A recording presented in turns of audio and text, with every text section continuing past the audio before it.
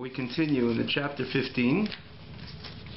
So we learned till the first 10 lines approximately in the original text. But the word is, if you're following in the English, is bikirbai. So the Alter Rebbe points out over here, or firstly, in the beginning of the Perek, brings another proof from a pasuk that the tzaddik and the beinoni are very distinct. They're two different type of people.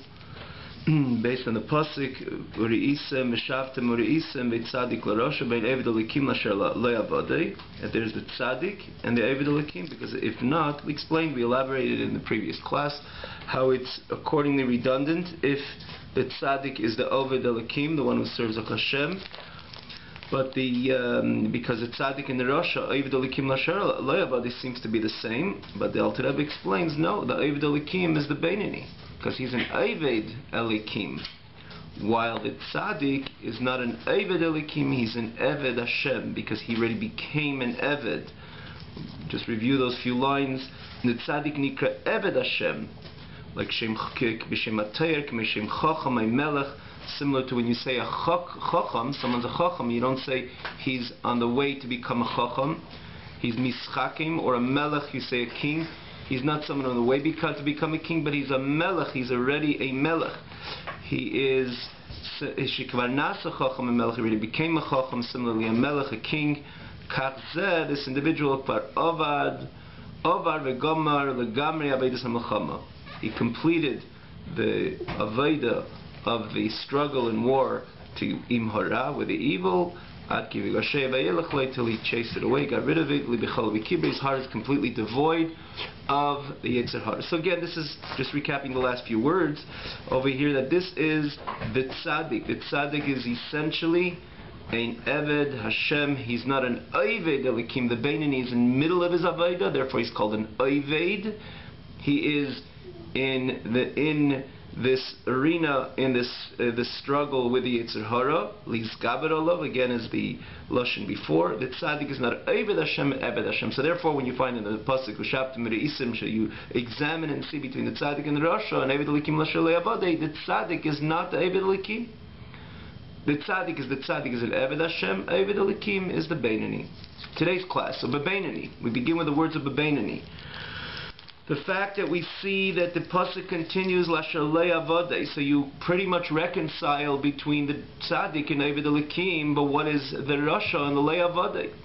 Which means you're trying to say that the pasuk is not just repeating itself, because the tzaddik is the tzaddik, the Eved Elikim is the beinoni, but what about the rasha and Lasher Le'avadei? They seem to be tantamount with each other. The rasha is a rasha, someone's Le'avadei, doesn't serve Hashem. So this part of the pasuk seems redundant. Alter Rebbe explains, no, that even in the beinoni itself, so there's even the beinoni itself, there's the Eved Elikim and the Le'avadei. So everything is clear in the pasuk. The tzaddik v'shavtem reisim, you can examine between the tzaddik and the rasha. So you have over here clearly, distinctly, the tzaddik, and you have the rasha. But then you have a new set of type of Yidden. One is an Eved Elikim, one is Le'avadei, and the Le'avadei, the one who does not serve HaKadosh Baruch Hu, that is not the rasha. That is again referring to the beinoni. And in the beinoni itself, there is two levels of the beinoni. The beinoni is an Eved Elikim and Le'avadei. We mentioned this in the past, and in this Perek, the Alter Rebbe predominantly points out something which he did not mention in the past, that in the beinoni itself, there's two types of beinonim. That there's a beinoni classified based on the classification of the Rebbe of the beinoni, that is somebody who never transgressed, never violated any mitzvah, not a mitzvah saying and a mitzvah like say, he's never a rasha even once, because again, even if someone transgresses not only a ma'aseh, but even a dibur, even a machshav, even not only his action, but even a speech, but even one thought, he deliberately thinks something which Torah says you're not allowed to entertain your mind with. It's prohibited to think he's already a rasha. And the beinoni is never a rasha even once. So for sure he's out of the category of a rasha. So he's not the rasha what the pasuk is referring to, or the pasuk is alluding to. No, he's not a rasha. But the pasuk says that in the category of the Beinani. There's an Oved Elikim, a Shalei Avadei. So they're both not Rishayim, both levels are not Rishayim, meaning they're Beinanim, but one is an Oved Elikim and one is an Oved Elikim, which we explained. And it's so easy to understand that this is based on the description of the Alter Rebbe of the Beinani, that he's constant, in a constant battle with his Yetzer Hara, because Yetzer Hara is fully intact. So he is an Oved Elikim. The Alter Rebbe introduces in this Perek mainly this Le'avadeh. So he's a Beinani, but he's Le'avadeh, he does not serve a Kodesh Baruch. So how does that work? Apparently, if someone is a Beinani, and if his Yetzer Hara is completely intact, so therefore, apparently one would say it's inevitable that he's a Oved Elikim, because at what point does it become a Le'avadeh? So if Le'avadeh is in the context that he doesn't serve a Kodesh Baruch Hu at all, he neglects the Avodas Hashem, so then he's really a Rasha. Because if someone neglects the Avodas Hashem, is Le'avadeh, he doesn't serve a Kodesh Baruch Hu. If he's somebody who does not serve a Kodesh Baruch Hu, so therefore, apparently says that he's obviously, inevitably, he's a Rasha. When it comes to a time that he has a challenge to, in mitzvah saseh, in other words, to do what Hashem wants, and he sits there laid back, Le'avadeh, so apparently he's a Rasha. And similarly, mitzvah leisasa, if he has this temptation, chas v'shalom, to violate, which Yetzer Hara sends its signal, to violate the mitzvah, may it be in thought, in speech, and action, and he sits back, he doesn't Oved Le'avadeh, he doesn't strengthen himself, doesn't make the effort in order not to allow this message of Yetzer Hara to enter his thought, speech, and action. So again, he's a Rasha. So what does it mean, Le'avadeh, in the context of a Beinani? So this is really which needs explanation. This is the Oved Elikim. This is classically the Beinani. The Beinani is an Oved Elikim because he's not done yet. He's not an Oved Hashem because Yetzer Hara is in full tact. So that makes sense why he's an Oved Elikim. It's a beautiful description, or a clear description of the Beinani, Oved Elikim. But what does it mean, Le'avadeh, and he's still a Beinani? So this is again, namely, the Alter Rebbe introduces this phenomenon that someone can be a Beinani and still Le'avadeh. How does it work? So the Beinani, Yeshkam Kishtei Madreges. There's two levels in the Beinani, Oved Elikim and Le'avadeh. Nonetheless, ain't a Rasha. He's not a Rasha. And Alter Rebbe naturally has to say ain't a Rasha, because when you're dealing with the Le'avadeh, why isn't he a Rasha? As we just explained. So the answer, he never violated in all his days any Aveda Kala, an Aveda which is a light Aveda. In other words, there's no every Aveda one has to look on it with a maximum stringency. But and as the Pirkei Avos, just to say this parenthetically, Pirkei Avos says, do not weigh Avedas, but still there is a concept. The Pirkei Avos is telling you that every Aveda, even Aveda Kala, you should look at it like Chamura. But that itself says that according to Teda, there are Avedas which are considered Kalas, as opposed to the Chamuras you'd see basically on the consequence of the punishment, that itself defines the type of Aveda. So according to Teda, there is the phenomenon of Aveda Kala, Aveda Chamura, back to the text over here, that Shum Aveda Kala, back to the description of the Beinani, that he never transgressed any Aveda Kala. Even a light Aveda, he also never transgresses. We mentioned, because if he does, he's called a Rasha, he's not called a Beinani. So this individual is not a Rasha, and this is in the mitzvahs leisas. V'gam kim kol ha-mitzvahs she'efshel l'kaimon, that he fulfills every single mitzvah that he has the ability to fulfill, he does fulfill them. Again, he's a Beinani. And more so with Talmud Torah keneged kulam, that he, even in the midst of Talmud Torah, which, as we said and mentioned a number of times, keneged kulam, it's a mitzvah which is greater than all mitzvahs saseh, the idea of limud ha-Torah, learning Torah, but yet the Alter Rebbe adds it over here, because we mentioned a number of times, as much as it's on the scale, it weighs more than all the other mitzvahs, but practically to keep the mitzvah of limud ha-Torah is the most difficult mitzvah to keep, because conceptually, if you deal with the mitzvah of limud ha-Torah, really limud ha-Torah, learning Torah has to be completed, has to be fulfilled every moment of the day. Every second a person has, he has to learn Torah. Ultimately, for those who can't, those have different schedules, they have different obligations based on Torah naturally. They have their shiurim in Torah, but even then, a person has to make sure that the shiurim he learns in the time which is designated for learning Torah has to be utilized 100%. So technically, it's a harder mitzvah to keep, as we mentioned, as opposed to other mitzvahs. A person shakes a little of an esrog, he shakes it once, he does the mitzvah, doesn't have to do it again. Talmud Torah is a mitzvah which a person has to utilize every moment, which is again established and designated for him or someone who could learn more Torah, essentially every moment has to be utilized in learning that Torah. So here and again, if he deliberately does not fulfill the mitzvah to learn Talmud Torah adequately, he's also not called a Beinoni, he's called a Rasha. So here you're dealing with somebody that he fulfills, not only is careful in any chas v'shalom not to transgress any Aveda, even Aveda Kala. When it comes to the positive mitzvahs, he fulfills every single mitzvah that he has the ability to fulfill, but more so, the Talmud Torah Kineged Kolmi also fulfills this mitzvah in a very complete manner. And he does not stop learning Torah. So again, how could you call him a lei avadai? How could we call him a lei avadai? Is it clear? How could we call him a lei avadai? And the answer,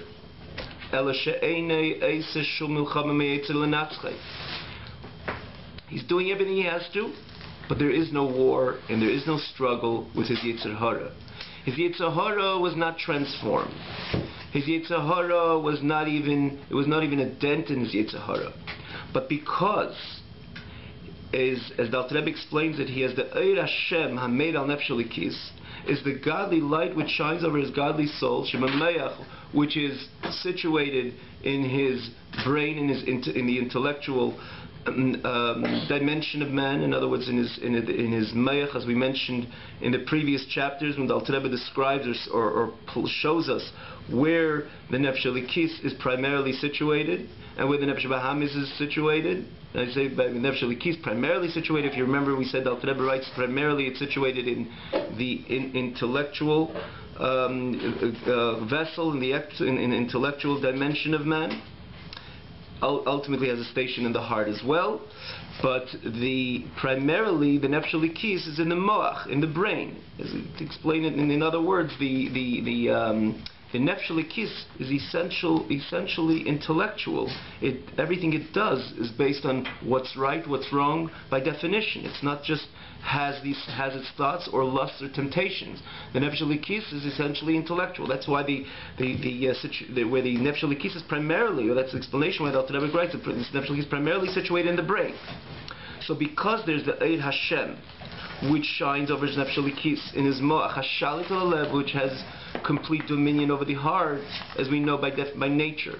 Moach Shalit Alev, this exists by anybody. Is not associated particularly with the godly soul, with the struggle between the godly soul and the animal soul. By definition, the way Hashem created man, mind governs over heart, and mind has complete dominion over heart. And this is the way overall, the Nefesh Elikis, the Beinoni can and does make his right choices. But usually it comes through a milchama, usually it comes through a war, because the Nefesh Bahamis, which is situated in the heart, continues to send its signal by the Beinoni to think, do, and speak, contrary to the Ratzon Hashem. So certainly he has to utilize the kayach of his Nefesh Elikis, or make mention, or come through with his Nefesh Elikis over his heart, over the message which is coming from the Nefesh Bahamis, which is situated in the heart. And Mayach always has to be Shalit El 11. This Shalit usually works with a Milchama, with a war, but in this case, Alter Rebbe writes, Eina Eisa Shum Milchama Mayetze. He does not have any Milchama, any war with the Yetzer Hara to be victorious over the messages, the signals of the heart, because the Eir Hashem shines over the Nefesh Elikis. In other words, give a certain strength of the Nefesh Elikis is present in a certain way that it reduces completely the dimension of war, of milchama. Now, how does that work? Apparently, if we say this seems to be a description of the tzaddik, if you say that he needs no milchama mayetzer, that's mamish the tzaddik, because the tzaddik completely transformed his Yetzer Hara. Here you're dealing with a Beinoni. The Yetzer Hara is completely, fully intact. So the question is, how does this work? Why doesn't he have that milchama? Why doesn't he have that struggle? So the Alter Rebbe explains there's a certain nature which exists by certain personalities, or by certain people, based on their personality, based on their nature, that the war is with the Yetzer Hara could be completely reduced, or reduced in a way that it completely nullified. And let's understand this with the following words. His Yetzer Hara does not stand it doesn't stand in confrontation to bother him, to disturb him of his learning Torah and his Avodas Hashem. He needs not to fight and to war with the Nefesh, with the Yetzer Hara, with the Nefesh Bahamis. And ki kigoin, as an example, shu masmid bilimudei betivim iltudase, that he's a masmid, meaning he's a diligent learner by nature from the time of birth, which means it's an innate nature that he has, which comes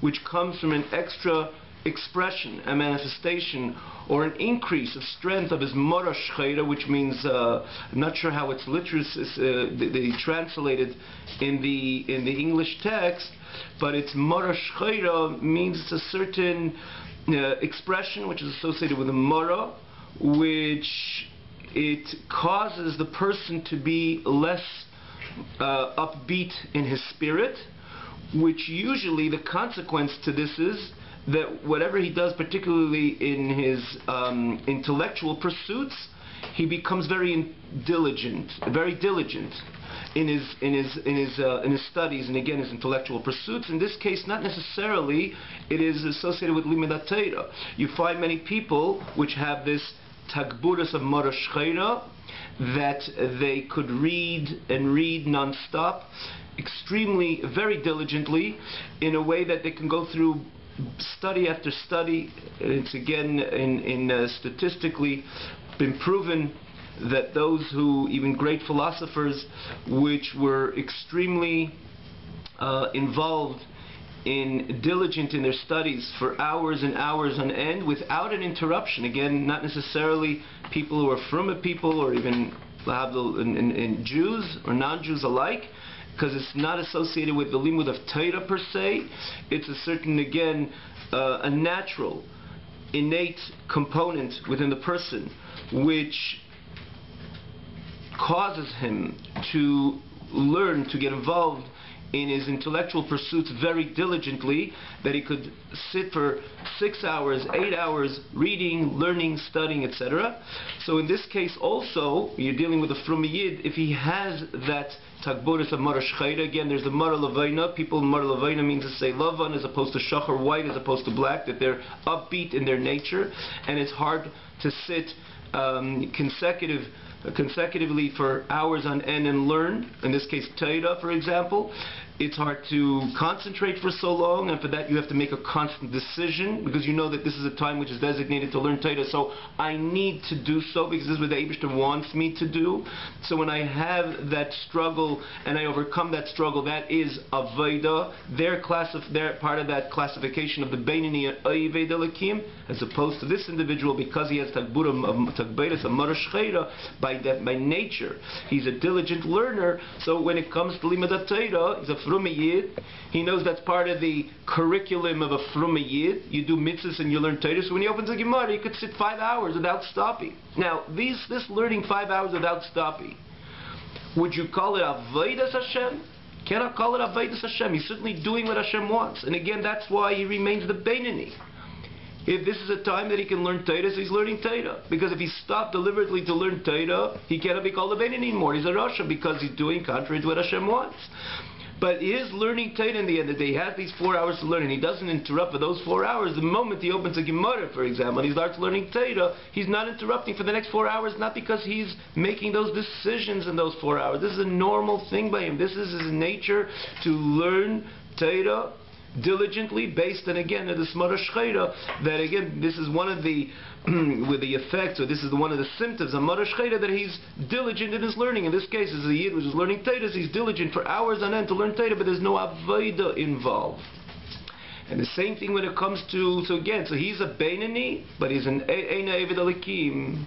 He's not a Le'avade, rather, as the Pasuk says, he's a Lasha Le'avade, he's a Le'avade. He's not serving a Kodesh Baruch. There's no service involved, because he's not making a decision based on Avodas Hashem, on the notion of Avodas Hashem. This is something very natural by him. And so too, the Alter Rebbe writes in pertaining mitzvahs leisas, and he keeps all the mitzvahs leisas, and not because he has a particular, it's a struggle and he makes a decision, namely when it comes to the struggle. The Alter Rebbe is very extremely opened and says it blatantly over here, based on based on the explanation or the different examples that Rabbi gave in the 11th chapter, the 12th chapter, which is the main struggle a person has in his avodas Hashem, is in the context of modesty. And that is that a person could say, don't open the light on Shabbos, is one thing, but his mind should be never entertain his mind something which the Nefesh HaBahamis, the main signal, the Nefesh HaBahamis, which would send to a person's actions and even his thought, even his speech, but namely his thoughts, is in the context of modesty, which this is the real struggle which we have. And we say the Beinoni, as we mentioned, this is the beauty of the beautiful notion of the Beinoni, that he could be complete, his mind is completely pure and aligned with the way the Eibishter wants a person to speak, speak and even think. But at the end of the day, this is the main struggle man has. So the Alter Rebbe, when he speaks about this le'avada, he says, I could prove you something, could demonstrate to you something, that when it comes to a case of le'avada, and he's still doing it Hashem wants, puts on tefillin, and he has a mezuzah, but when it comes to the most difficult mitzvah to perform, which is the mitzvah of limud Torah, which again, this is also part of the struggle which exists within man. Man's avodah, when it comes to mitzvah say, as we mentioned, the hardest mitzvah to fulfill is mitzvah limud Torah. So Alter Rebbe proves us that even in limud Torah, he's le'avada, because this is his nature, to continue learning diligently hours on end. But what about the leisaseh, and namely the leisaseh which is associated with tznius? So apparently we know this is a real struggle on a constant basis and a daily basis. We mentioned a number of times, not only on a daily basis, an hourly basis, even more so, minutely, many times a second or millisecond basis, that we have this struggle to make sure that our mind is completely pure from any chas v'sholem, that we don't deliberately entertain our mind with anything which Torah says, so where's the le'avada? He's a man which has his 2 feet on the ground, he's an elam hazeh. Doesn't he have these thoughts which he has to struggle, they should not enter into his thoughts? And again, if he does, so automatically he would be called an Eved Elikim. How could you completely uproot that term of Eved Elikim, or completely deny the Eved Elikim reality which apparently exists by every single person, and call him a le'avade, a Beinoni le'avade, in the context of tznius as well? So the Alter Rebbe says there's certain people which also mitzunani b'tivei, they're cold by nature. Now the Alter Rebbe writes a lashon, ein li milchama mitayvas nashim, he has no war of the innate nature, which the way man was, the Nefesh HaBahamis primarily attacks the person, again based on the innate signals, or the signals which the Nefesh HaBahamis sends into the mind of man based on his innate makeup, that he has these taivas nashim, the lust and desire associated again with the opposite gender, which in this case in the context of modesty and tznius. So you have certain people that mitzunan b'tivei, that they're cold in nature, and therefore it's not particularly a struggle by them. And because it's not a particularly struggle by them, so they have a complete clean mind. And again, so therefore their avodah is aligned perfectly with avodah of the Beinoni, because again his mind is very pure. But in the same token, it's not as a result of his decisions not to allow these signals to enter. No, he doesn't have l'chatchila of a milchama, because he's mitzunan b'tivei, because he's cold by nature. Means to say that he does not, the whole idea of keeping a clean mind is not associated with his avodah. And so too, and all the other temptations, and the worldly temptations, which again, it's Aharon continues to send these signals that the person should connect himself to and derive pleasure from, and find his delight in. He is completely mechusar hergish. He's completely missing the hergish hana b'tivei, that natural pleasure of worldly matters by nature. He's missing it. He has no temptation to it. And there are certain people which this is their build-up and the way they are, harmoniously, the way their whole makeup is. In other words, like we mentioned before, the phenomenon, the idea of marash chayda, when it comes to diligently learning for many hours, or the idea of mitzunan b'tivei. This is something which is embedded in the nature of this individual. This is something part of his nature, and therefore it is not associated with a struggle, it is not associated with a war, it is not associated with a battle. And the Lachain Al Rebbe continues, Ein tzarich lizbeinen kol kach bidulas Hashem. He needs not to ponder so much of the greatness of Hashem, lahelim mebinasei ruach das v'yiras Hashem, to give birth, to produce from his pondering, from his knowledge, in the greatness of HaKadosh Baruch Hu, a spirit of knowledge and Yiras Hashem and fear of HaKadosh Baruch Hu b'meicha in his mind, lihishomer shleilav al mitzvahs leisasa, to guard himself, not to violate any mitzvahs leisasa, and conversely, when it comes to mitzvahs avas Hashem, the production of love of HaKadosh Baruch Hu based on his pondering and his perception in the greatness of HaKadosh Baruch Hu, which would usually cause ledavka by to cleave bikima mitzvahs to fulfill Hashem's mitzvahs v'talmud Torah kineged kulon, and the Talmud Torah, which is kineged kulon, this is a mitzvah saseh, which usually the person has to arouse a love to HaKadosh Baruch Hu in order to be diligent in the kiyum saseh, precisely when it comes to Talmud Torah. It is not so by this individual. So when it comes to a regular beinani or a vidalikim, most of the people which don't have this marash chayra or are not particularly mitzuvnani b'tiva memechusa hergish ana b'tiva, so then the reason why they're careful or even scrupulous not to mitzvah, not to transgress a mitzvah is because he has to have God on his mind. And he ponders on the reality of God, he ponders on the greatness of God, and he produces a fear of Hashem and a love of Hashem, a fear of Hashem, to guard himself, to be careful not to transgress, not to violate the mitzvah say. And this is all what's happening when the person is confronted with the temptation to chas v'shalom transgress a mitzvah leisasa. He right away thinks about the greatness of Hashem, produces a fear in his mind, or ultimately becomes manifest in his heart, and he says no. And so again, you have there the struggle. Right there you have the struggle. And same thing when it comes to do a mitzvah say. He thinks that he has to concentrate on the reality of Hashem, which would produce a love to HaKadosh Baruch Hu, and with that he would be mekayim the following mitzvah which comes to hand. Or if he's learning Torah and he knows he has an hour and a half or 2 hours, for example, to learn Torah, and he's a Mara Levaini, something which he has to make an effort, he's ready to stop because he's not particularly in the mood of learning, but he understands, and he ponders on the greatness of HaKadosh Baruch Hu, and he arouses the love of HaKadosh Baruch Hu, that he's going to continue learning, that entire 2 hours would be utilized in his learning Torah. And that's why that this is the Beinani, that even mitzvah in Talmud Torah, he is careful. And as we said again, if he's not called the Beinani. And in order to be a Beinani, when you're the average person, which is not the Marash Chayra, you have to ponder constantly the greatness of HaKadosh Baruch Hu and produce fear and love of HaKadosh Baruch Hu in order to be constantly aligned with Ratzon Hashem. But by this individual, he does not have to do that, and therefore he's not leichem, he's not struggling, and therefore he is called the Beinani, but he's called Le'avadeh. But how does he maintain? Why is he ultimately learning Gemara? Why isn't he reading Stama book if he's just a diligent learner? In the end of the day, he is a Yid, and he has a connection to HaKadosh Baruch Hu by his whole makeup. In other words, he understands that at this time when he has to learn Torah, to pick up a book is of a Stama violation of the mitzvah of Talmud Torah. So he's obviously going to pick up a Gemara. He says, it's enough. That hidden love, which is in the heart of all Yidden, Klalas Yisrael.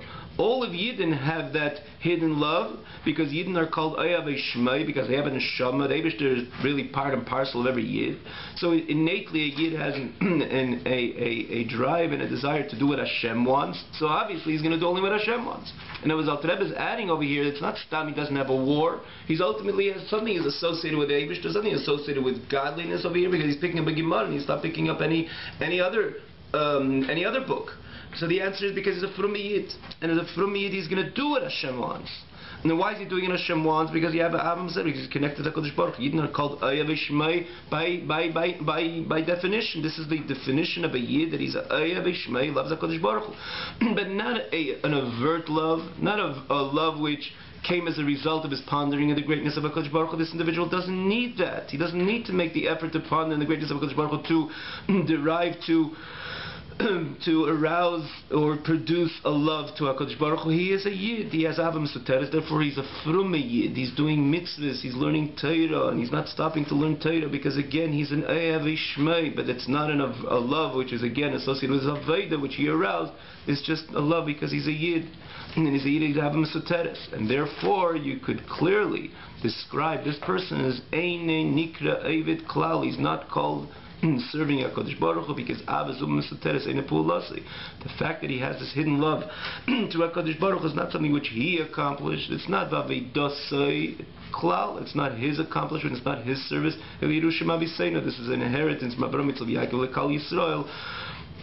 to every single Yid who commissions Bar Lakam, like the Alter Rebbe is going to explain. He begins this whole explanation of the Ava Mesuteres in the chapter, 18th chapter, which Alter Rebbe gives a fair, relatively long arichas, and elaborates much on this whole phenomenon of the Yid. Does the Yid begin with his Aveda, or he begins with something which his connection to HaKadosh Baruch Hu begins with his input, or it's something which comes by birth? And this again, it begins in chapter Yud Ches, and it becomes a foundation to a whole explanation of the Yid's ability to be constantly on guard in his leises and constantly on guard as mitzvah. But again, that's a whole aricha starting from Yud Ches, finishes in Perek Chavav. But in the end of by Perek Chavav, but here the Alter Rebbe is alluding to this Avim Soteres, namely just to point out that this is something which is an inheritance from Avraham, Yitzchak, Yaakov. It's not something what he accomplished. So what do we see over here? To sum it all up, these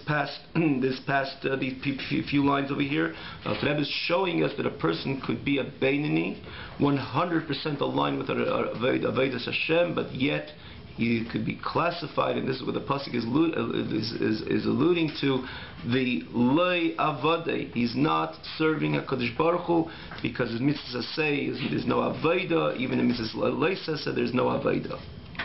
We will stop over here.